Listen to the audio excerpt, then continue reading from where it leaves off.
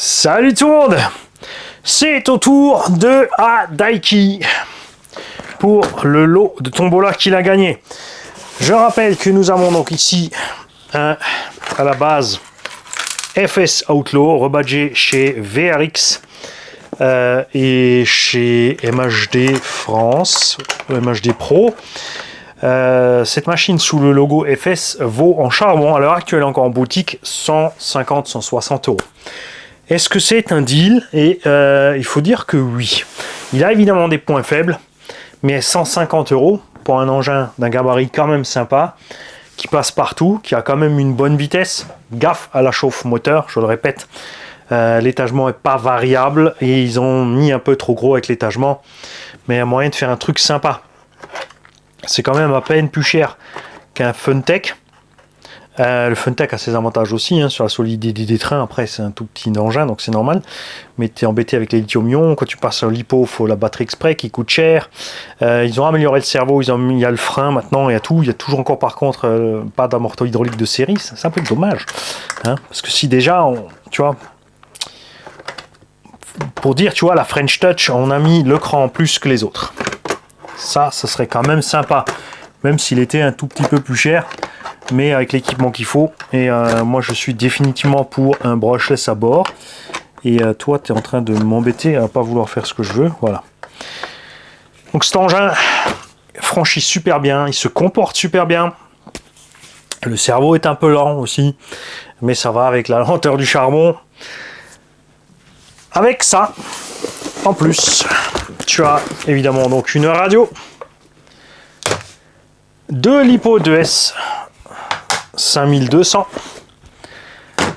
À bord, tu as un combo V-Lignon. J'ai trifouillé le support moteur pour passer à un pignon moteur plus petit. J'ai mis le plus petit pignon moteur possible.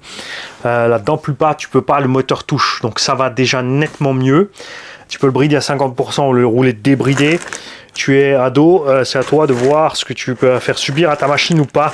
Et il y a toute une caisse de pièces de rechange. Il y a 2 paires de roues, le chargeur automatique bien sûr qui va avec, et de la pièce à foison, du châssis, des cardans, du tout, même un pont complet, des bras, tout. Il y a, ouais, franchement, il y a de quoi monter une deuxième caisse, honnêtement, quasiment. Il y a du diff, il y a du pignon, tout ce que tu veux, du clips de carreau à gogo. Et je n'ai rien à rajouter. On a fait des essais en long, en large, en travers. Tu as la radio avec les pipis à bord, bien sûr. Tu nous tiens au courant ce que tu fais. Tu roules bridé, tu roules débridé. Si tu roules débridé, comme dit, quand même gaffe à la chauffe. Bon, moi, l'essai en forêt, j'avais le pignon plus gros. On a quand même réussi, tu vois, à rouler. Au total, je crois qu'on a fait un moment dans le pré et un moment en forêt. On a quand même réussi à faire 15-20 minutes par là. Mais je crois qu'à un moment, on avait une petite surchauffe du vario. Donc tu regarderas ça, si besoin tu te fixes un ventilo là-dessus, c'est prévu, le variateur Traxxas tu peux rajouter un ventilo, il y a une prise en plus pour passer le jus. Si jamais ça te prend de passer un cerveau plus balèze, fais-toi plaisir aussi. Tu sais quoi? Faut que je vois un truc. En parlant de cerveau plus balèze. Alors...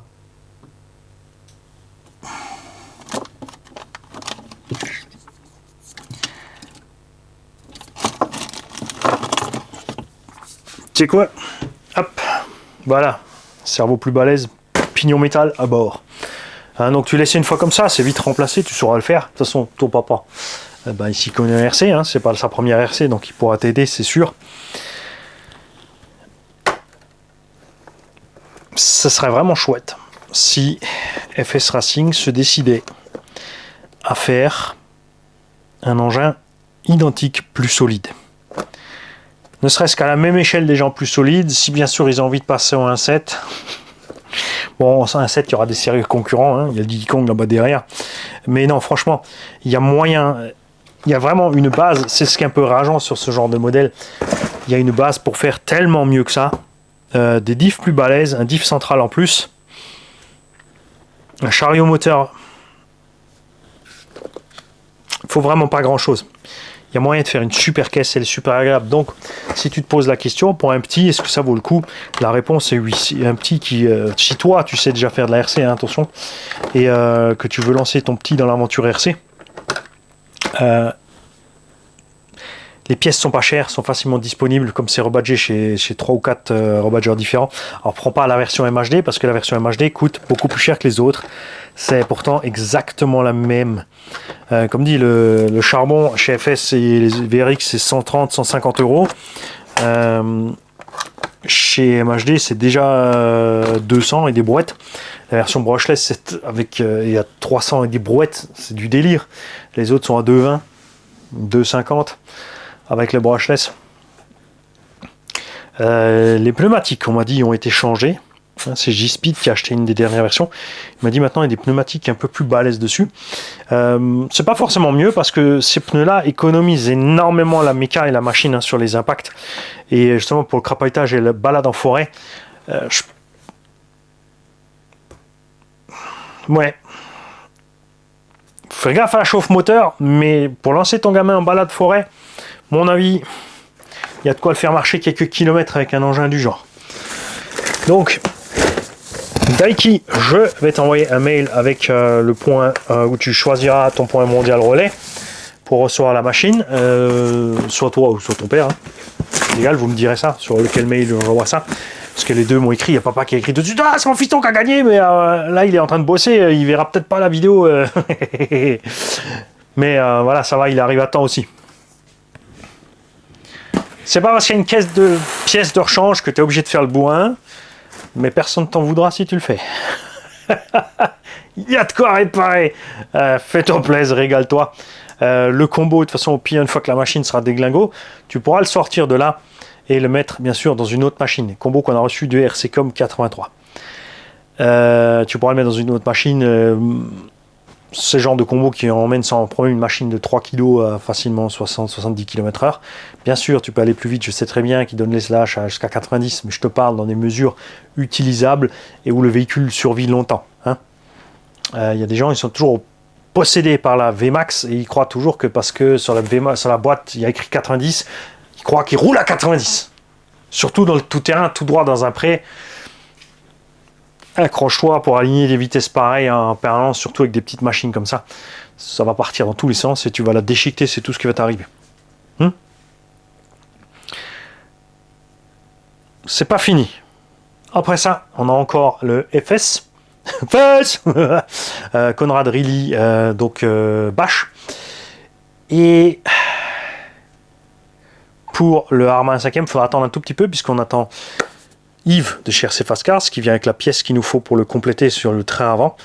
Entre temps, je vais équiper la machine en 16S pour son propriétaire et on fera une vidéo détaillée à ce sujet-là à ce moment-là. C'est comme je l'ai dit dans la vidéo précédente, je ne suis pas sûr qu'il est conscient de ce que cette machine peut faire en 16S. C'est simple, ça marche aussi bien qu'un Monster 1/10 en 3S, tout simplement point de vue fureur de la gâchette. Hein. Ou qu'un HNR Mars en 6S par exemple. Sauf que ça fait 15 kg. J'espère surtout qu'il va filmer. Salut les gars.